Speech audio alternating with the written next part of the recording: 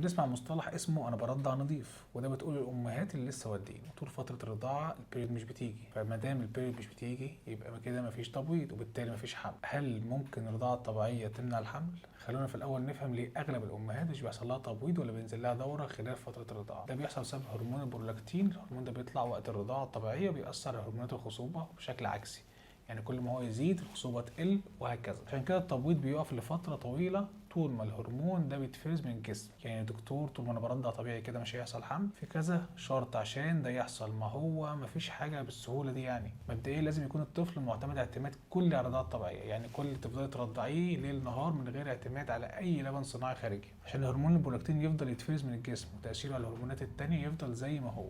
كمان الرضاعة لازم الطفل يرضع لمدة ربع ساعة على الأقل، والرضاعة الطبيعية تكون 5 ل6 مرات في اليوم على الأقل. والأهم من ده كله إنك تكوني بترضعي نضيف زي ما الستات بتقول، يعني مفيش دورة شهرية بتنزل.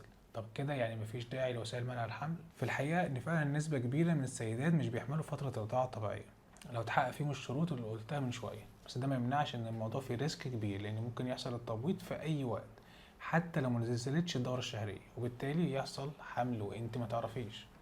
عشان كده أأمن حاجة استخدام حبوب منع الحمل المناسبة مع فترة الرضاعة.